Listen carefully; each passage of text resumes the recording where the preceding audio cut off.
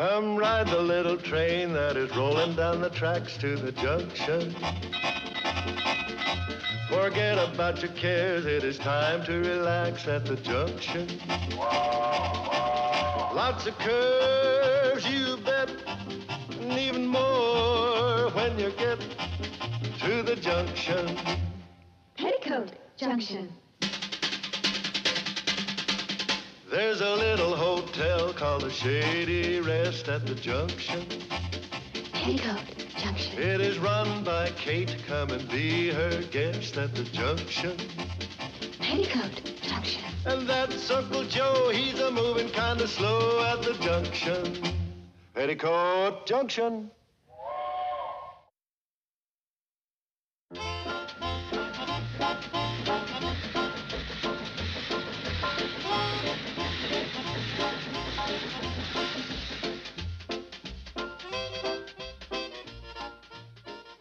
2 pounds of rice.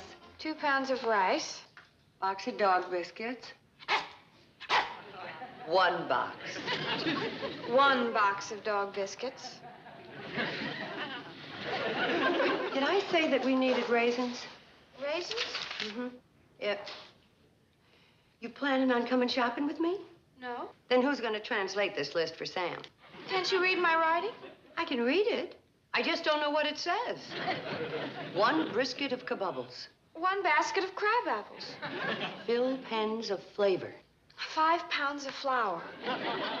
2 bricks of dang brashers. 2 boxes of dog biscuits. I told you 1 brick of dang brashers. You know something? The further you go in school, the worse your penmanship gets. Now you copy that over until it's readable. Yes, ma'am. Cheerfully. Yes, ma'am. Mom, Billie Jo, I thought you left an hour ago. Well, the cannonball hasn't even gotten here yet, and I told Henry I'd meet him in front of the Pixley Emporium at 11 o'clock sharp. Well, Henry'll wait. For anybody.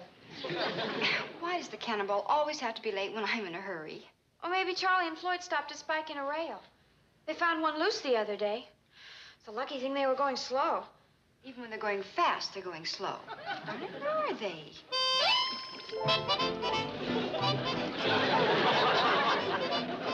Feel her all the way in, Floyd. We got to get her rolling.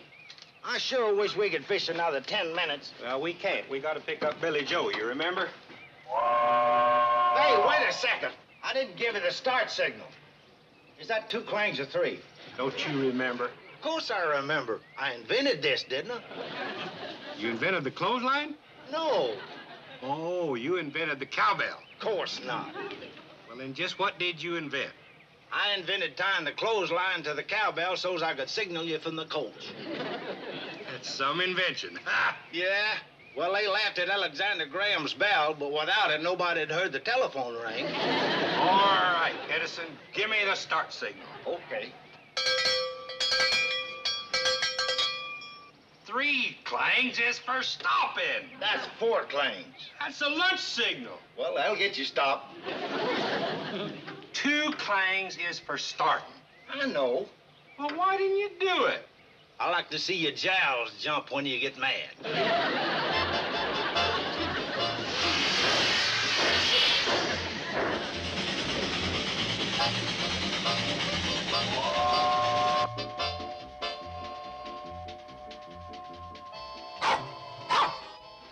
I heard it. Train's coming. Finally. Mom, I wish we could move somewhere where we didn't have to depend on that dirty, old, unreliable old thing. Oh, now hold on, Billie Jo. All the things you say about the cannonball may be true, including unreliable, except when you need it. Okay, Mom. Like the times it raced Doc Stewart out here to bring you 3 girls into the world. Mom, it's outlived its usefulness. As far as Doc Stewart coming out here for the purpose I just mentioned, yes. But that whistle is still a mighty cheery sound to the folks living in this valley. Calls the kids to school, tells the farmer when he's coming to pick up his crops, and hoots out good news and bad. Mom, you're just sentimental. Well, if I am, there are a lot of other folks living around here who are, too. I don't know anybody that doesn't love that little train. I hate that little train. I hate it. I simply hate it. take it easy, Mr. Bedloe. Well, I can't help it, Doctor. I hate that train. I have nightmares about it every night. Oh? Well, tell me about it. Well, it's horrible. I'm sound asleep. Suddenly, I hear the cannonballs whistle. Whoo! Whoo! And I feel a cold wind sweeping over me.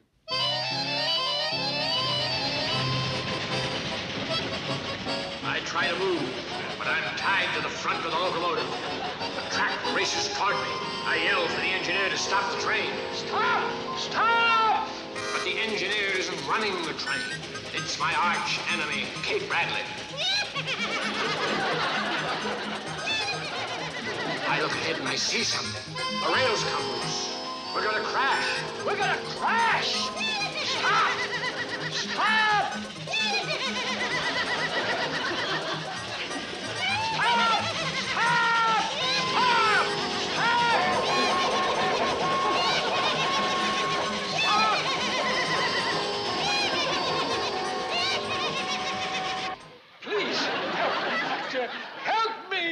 Bedloe. Please. Mr. Bedloe.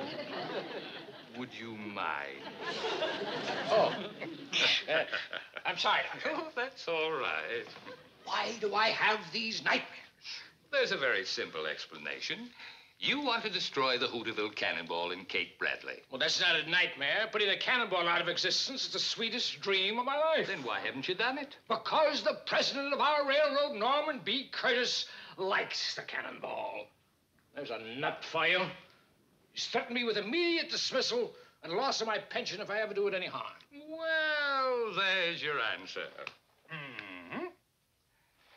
You want to destroy the cannonball. But you know that if you do, the cannonball will destroy you. Hence, the nightmare. What can I do about it? Lose your hate for that train. How? By learning to love it. Love that miserable... That beautiful little train.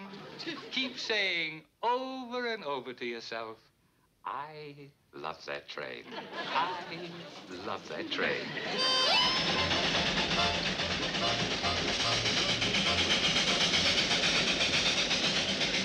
You see, Kate, the reason I invented this device, I've always been worried about what would happen if I was back here and Charlie was in the cab and he had to get in touch with him if there's an emergency. Well, what kind of an emergency? Pretty hard to be specific. This whole rolling junkyard's an emergency. Something serious like a man's hat blowing out the window. Hey, that's my hand. I says to myself, Floyd, Smoot, what would you do if a thing like that happened? Stop a train. My exact words. You're gonna have to stop this train, Floyd, I said to myself. Will you stop this train? Hey, kick your hands off of that. I'm supposed to give the emergency signal. Hey. Holy smoke, the coach must have gone uncoupled.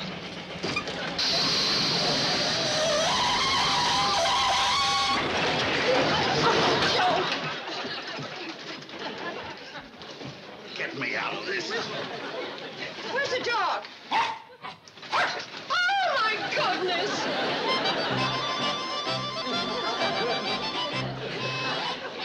Oh. How many times have I told you not to sit by an open window? Holy smoke. Floyd, Kate, come here. I want to show you something.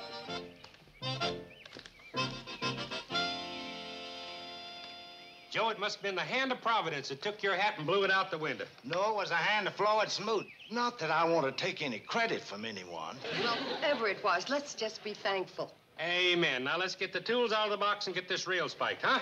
I'll be back in the coach. Ain't you gonna help us? I'm a passenger. Oh, you got a ticket? No. Then you ain't a passenger. Get to work.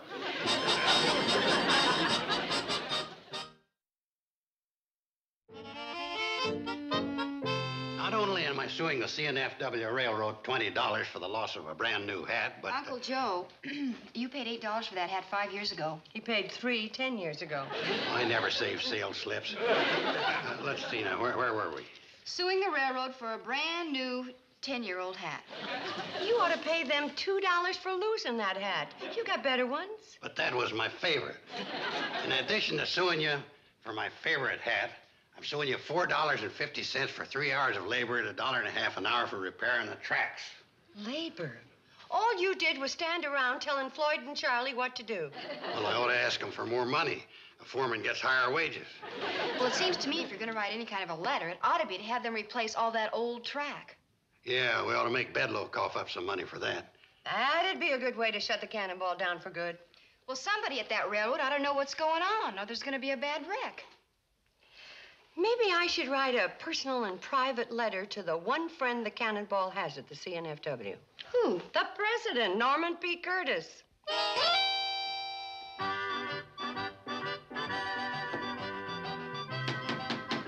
Come in.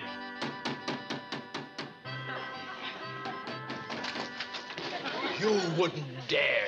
Oh, Mr. Bedloe. I was just putting your name over Mr. Curtis's as you'd instructed me to do.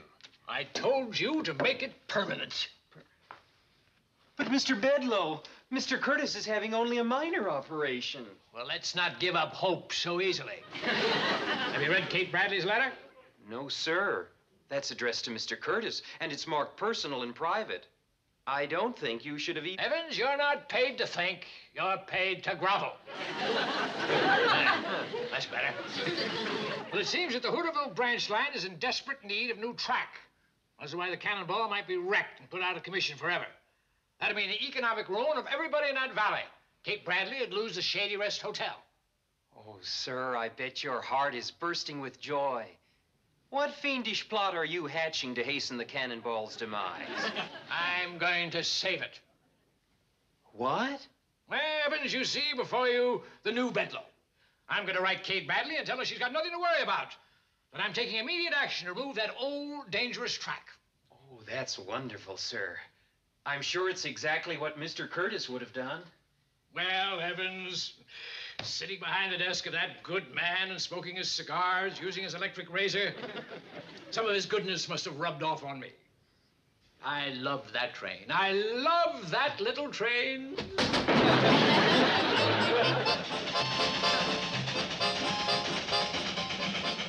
Keep her down, Betty Jo. Some of the worst tracks along here. I will. Floyd, keep your eye peeled for bomb track. Okay. Betty Jo, you better be ready to big hole her if Floyd jangles. Right. You know, I better signal Mom that we got a guest for the hotel. Yeah.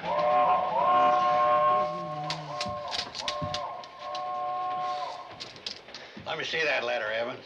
It's for Mrs. Bradley. May I sit down? No. How come Bedloe opened a letter Kate sent to Curtis? Well, I told you, Mr. Curtis is sick. What, Bedloe? May I please sit down? Ah! Them seats is all reserved. For whom? For people that don't like Bedloe. You're lucky you even got standing room.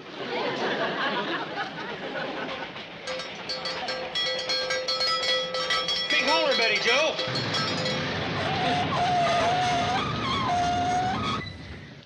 What happened?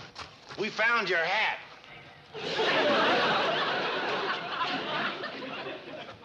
What'll I do with these? You might try gluing them together. And the psychiatrist told Mr. Bedloe the only way he could stop having those terrible nightmares was by learning to love that train. So he sat right down and wrote Kate a letter saying he'd fix the tracks. Yes. Ha! You know something, Uncle Joe? It's just possible that those nightmares frightened Mr. Bedloe enough to make him change. Into what? A good man. Oh, believe me, Mrs. Bradley, he loves that train. He loves that train. Love that train. Love that train. Bedloe's coming up the path. What are you doing? Locking the door so he can't get in. Unlock it. What, Tikky? Uncle Joe, if Mr. Bedloe is trying to be nice, the least we can do is meet him halfway. And that goes for you, too. No growling, no treeing. I mean it. Uncle Joe, we're going to treat him nice. Kate, you're making a mistake.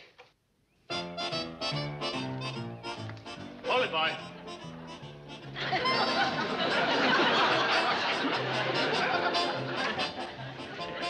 Come in, Mr. Bedloe.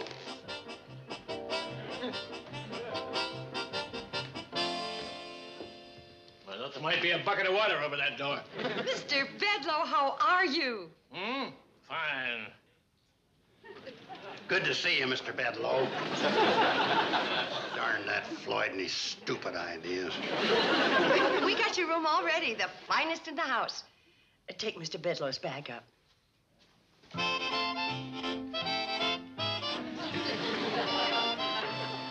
This is the Shady Rest Hotel, isn't it? Of course. How come that dog out there didn't try to bite me? Mr. Carson's carried my bag, and you're so happy to see me. We're giving you the red carpet treatment. You've given me that before. Only you jerked it out from under me.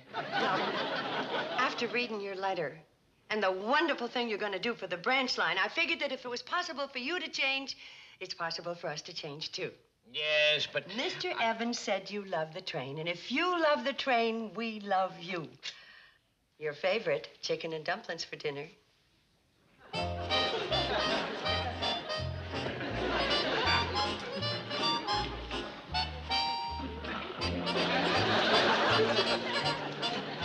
Love that train. I love that little train. Yes, I love that train.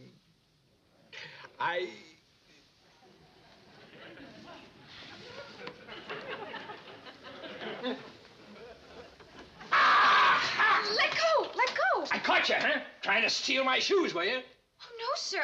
I was going to shine them for you and put them back inside. It was going to be a surprise. Yes, I imagine me quite a surprise to put on those shoes and find them filled with cold mush. Mr. Bedloe, I was going to shine them. Well, why would you do a nice thing like that for me? Because you're going to do such a nice thing for the people of this valley by repairing the track. Mr. Bedloe, you're a nice man. Well, We love that train. Love that train.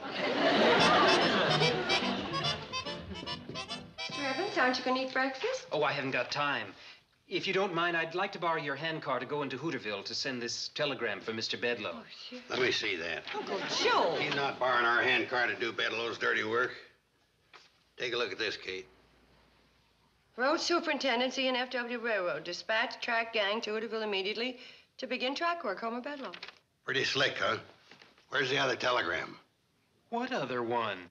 The one you're really going to send, telling him to ignore the first one, which you didn't send, because Bedloe knew I'd get a look at this. Mr. Carson, this is the only telegram Mr. Bedloe's sending. I should think it would convince you of his intentions. You don't have to convince me of Bedloe's intentions. I know what they are. He wants to get rid of the train and turn this whole valley into a depressed area. Uncle Joe, suspicion is the root of all evil. Well, it ain't like him to do nothing for us. And it ain't like you to be taken in by him, Kate. After all the things you said about Mr. Bedloe, you're going to feel mighty small when he proves you're wrong. Well, maybe so. But until he does, I ain't getting measured for no size 6 suit. Mr. Bedloe, breakfast in bed. Breakfast in bed? Can I come in? Huh? Yeah, I suppose so. Morning, Mr. Bedloe. What's all this about? Oh, we always do this for our special guests when we really like them. Thank you. If there's anything else you need, you just holler.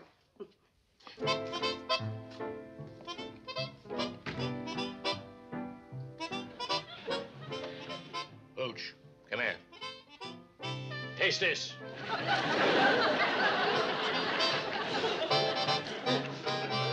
Kate. What's the matter? Kate, I just went into town. You were wrong about Bedloe. Evans did send that telegram, just like I said he would. You mean the other one? What other one? The one he sent telling him to ignore the first one because he didn't send... No, the one Evans showed you. About sending for the track gang. Well, that one. Well, I thought that was the one you thought he wouldn't send. That was the one I let you think I thought he wasn't going to send. Then you knew that Bedloe was on the level all the time. Well, of course. The minute he walked into the hotel, I knew he was a changed man. I don't understand why I didn't think so, too. You owe me an apology. You owe him one, too. Mrs. Bradley. While I was shaving, somebody stole my suit. And that's it. I was pressing it for you. Mr. Bedloe, there ain't nothing we wouldn't do to make you feel at home. You didn't burn a hole in it? Mr. Bedloe, suspicion is the root of all evil. We like you. Oh, shut up. Now, see here, Mrs. Bradley, what are you trying to do to me? From the moment I walked in here, there's been one intolerable thing after another. Courtesy, kindness, consideration. No man can only stand so much fiendish torture. Now, you lay your cards on the table, and I'll lay mine on the table. All right. I've been gaslighting you into revealing what you're really up to. Very well. I issued an order to have the old tracks removed. With never a thought of replacing them with new ones. Right. Well, certainly glad we understand each other again. Now I really feel at home. Kate, I told you this miserable cuss was up to no good. Sending them phony telegrams. But I thought you wanted me to think that you thought... Kate, when you're wrong, admit you're wrong. All right, Bedloe. What's your next dirty move?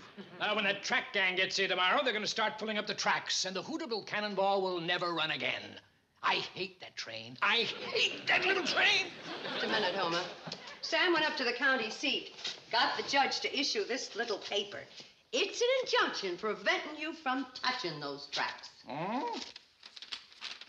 County Superior Court, eh? Well, Mrs. Bradley, knowing what a worthy adversary you are, I had the foresight to go to the state Supreme Court and have them issue an injunction against your injunction. I'll see you tomorrow when they start pulling up the first track.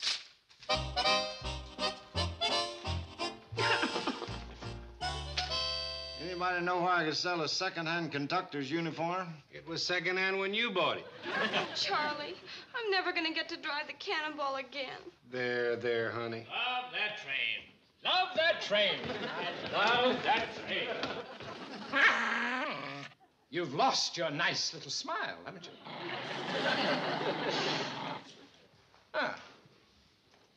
What's everybody so glum about? I've helped put dozens of small branch lines out of business. You'll get over it. You'll soon move away to another desolate area and find new ways to eke out a miserable existence. There's no cause for despair. At least we'll be able to sleep at night. I'll sleep. But you'll get one of those nightmares again. Why don't you just pack up and leave? When the last rusty rail is removed. Mr. Bedloe, I wish I had put cold mush in your shoes. It just isn't right for the cannonball to stop running without folks getting a chance to say goodbye to her. Isn't it usual for canceled railroads to have some kind of a last run? Yeah, folks snip up the seats for souvenirs and take pictures. How can we have a last run if Mr. Bedloe's going to start tearing up the tracks tomorrow morning? Oh, well, I could postpone the destruction long enough for that. Don't do us any favors, Bedloe. I think that's a nice gesture. If there's one thing I'm not, it's a sore winner. If you like, you can bring your camera and snap pictures. Yes, I could record the passing of a revolting piece of Americana. And we'll see to it that you get the picture-taking place of honor. Let me go! Let me go! Ooh, that's hot. You ought to get some pretty good pictures of the broken rail from up here, Homer. Yeah, we just hope you're around to see them develop. Mrs. Bradley, you can't frighten me. I know. But in case we do and you change your mind about fixing the track, just jingle me in the cab and I'll stop if I can. You! I'm the engineer. Let me go!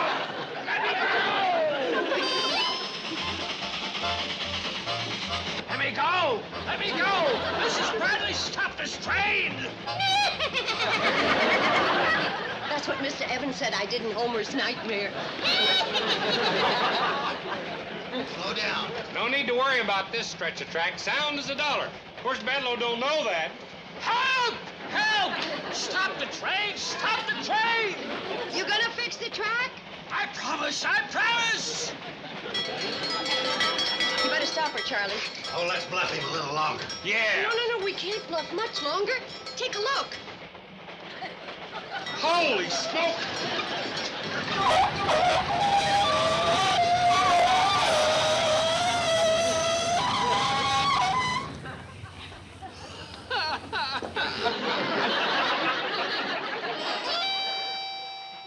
It's a good thing Mr. Curtis got out of the hospital in time to back Mom up and make Mr. Bedloe back down. Yeah, Mr. Curtis sure got us some fast action. I wonder how long it'll take the track gang to repair all that rickety track. Well, all told, there's about 20 miles it needs going over, but we got a good foreman on the job. Swing that hammer, John Henry.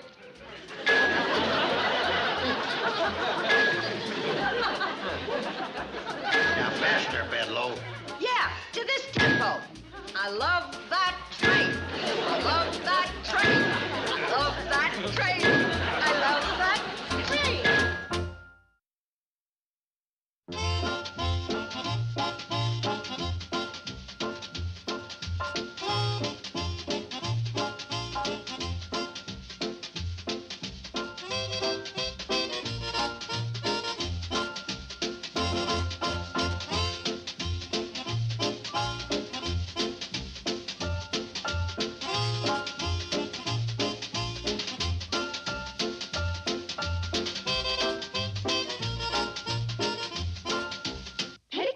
Junction.